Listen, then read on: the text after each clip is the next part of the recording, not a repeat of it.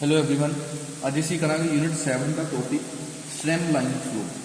देखो स्ट्रैम line flow नाम तो ही क्लीयर है कि एक असी किसी फ्लूइड का ही फ्लो है, ठीक है। उसकी टाइप देखनी है कि अगर वो फ्लूइड फ्लो करता पाया तो तुसी किस टाइम पर स्ट्रैम लाइन फ्लो का नाम दोगे, ठीक है। देखो फॉर एग्जाम्पल एक ट्यूब के विचों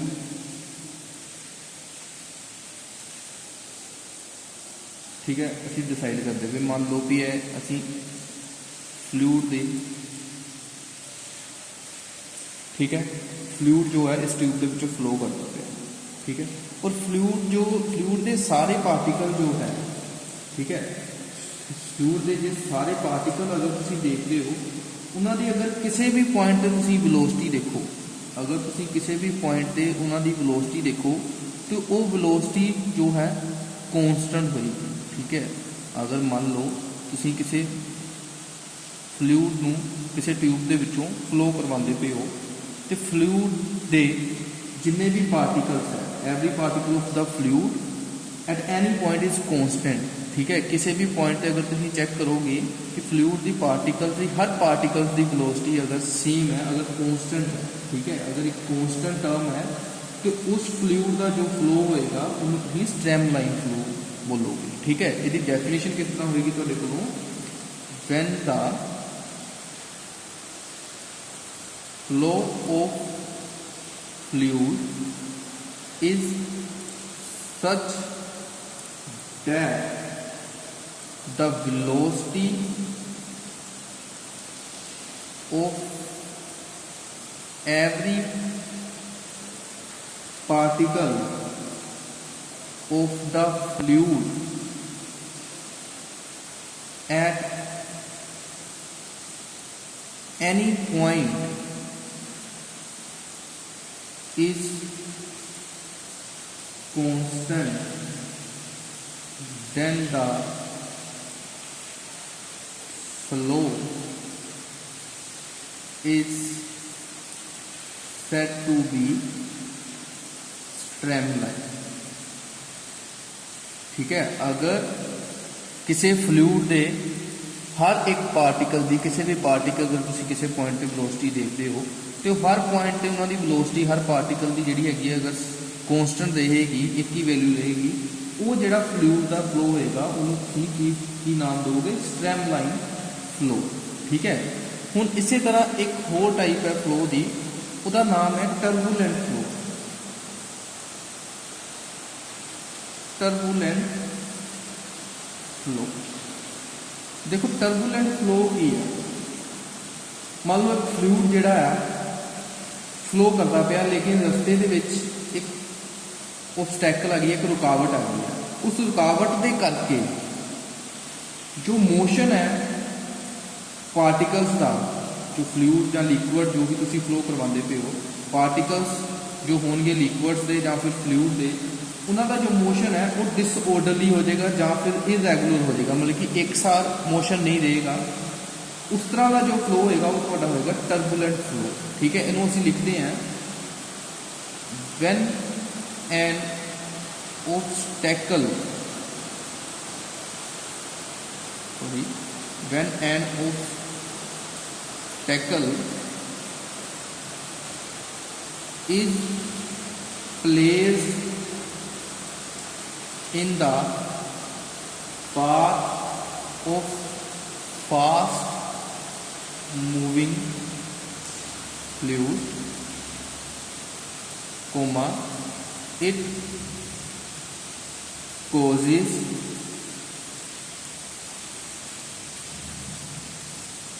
turbulence.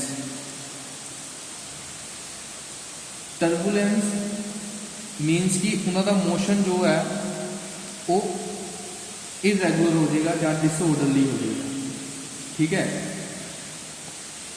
In it the motion of the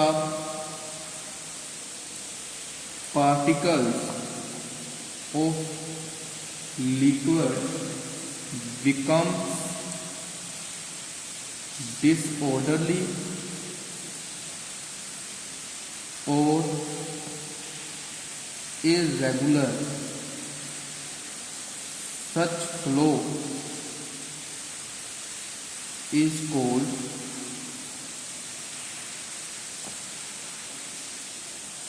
turbulent flow।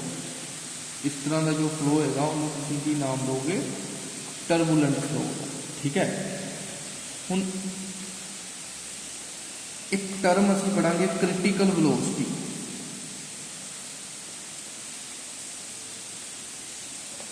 Critical velocity की है किसी लिक्विड की या फ्लूइड की।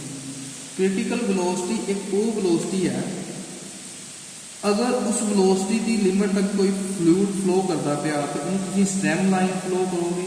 अगर उस वेलोसिटी तो अबव वेलोसिटी की वैल्यू हो जाए तो उस टाइम पर तुहाडा फ्लूइड जिहड़ा आ उहदे मोशन की हो जाएगा टर्बूलेंट फ्लो हो जाएगा। ठीक है, ये तुसीं लिखोगे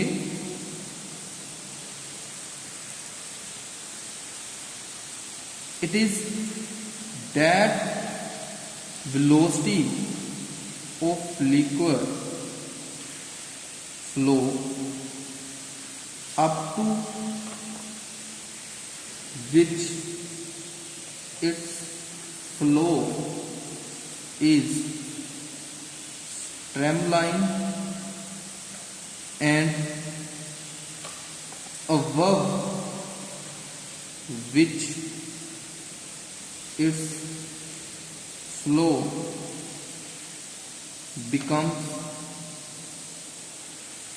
turbulent।